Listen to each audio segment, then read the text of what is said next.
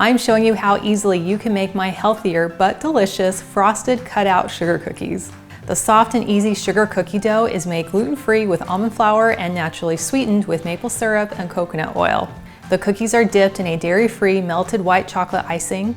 In a medium-sized mixing bowl, we're going to start by adding our wet ingredients, which includes half a cup of maple syrup, 1/4 cup of melted coconut oil, 1/4 cup of coconut sugar, 2 teaspoons of vanilla extract, 2 teaspoons of apple cider vinegar, 1/4 teaspoon of almond extract, and then we'll mix these together until well combined.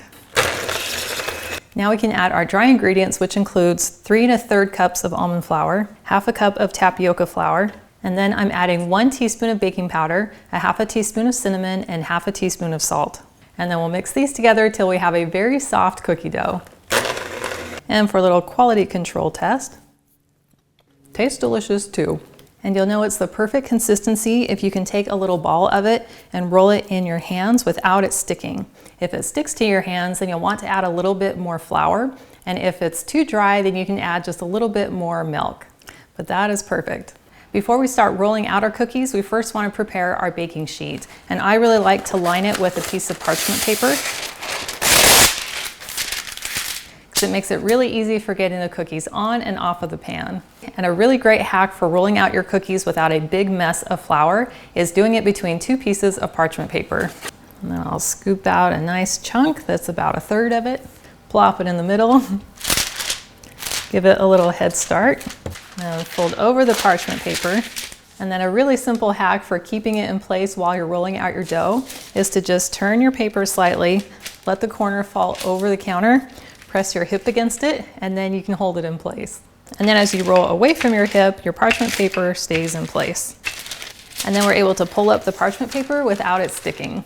Now, as you're cutting out your cookies, the edges of your cookie cutters can get a little bit of dough on them. So a really simple hack for keeping that from happening is to just take another little square of parchment paper and then set it to the side, and then dump out about 1/2 tablespoon of some of our tapioca flour.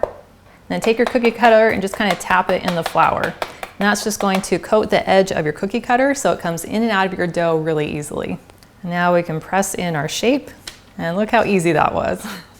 And then tap it in the flour again. And then once we've cut out all of our shapes, we can pull away the dough, lift up our cookie, transfer it to our baking sheet. Now, if you're in a warmer climate and you find that your dough is getting just a little bit tacky, go ahead and put it into your fridge or freezer for about 10 or 15 minutes, and that will help it firm up a little more. This tray is full and it's ready to go into a 350-degree oven for about 12 to 13 minutes, or just until the sides are starting to turn a really light golden brown. Here's a batch of baked cookies, and I took the tray out of the oven and then allowed it to cool on my counter. So these are ready to ice. I really like using white chocolate for this icing versus using powdered sugar in a royal icing. And there's a really great options out there for your white chocolate that can meet your dietary needs. And I really like using these Enjoy Life mini white chocolate chips because they are dairy-free as well as gluten-free. We're gonna melt down 1/2 cup of white chocolate chips. And we'll add 1 teaspoon of coconut oil.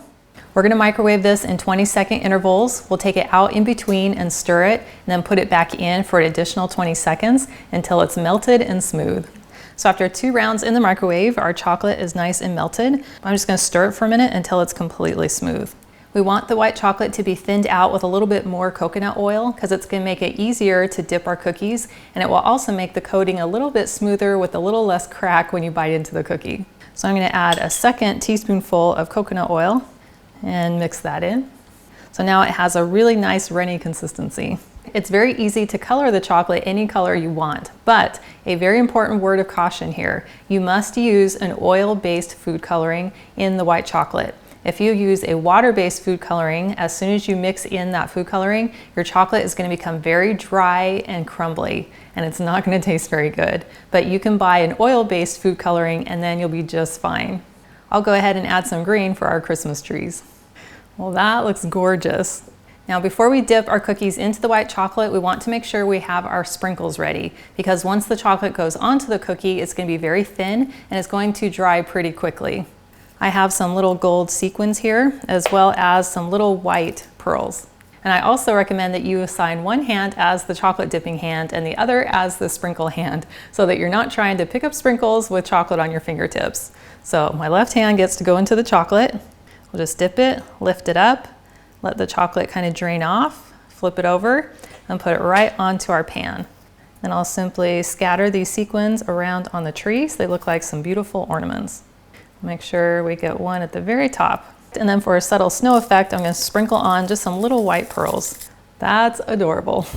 And placing the cookies on this cooling rack on a tray makes it easy for me to collect all the sprinkles afterwards.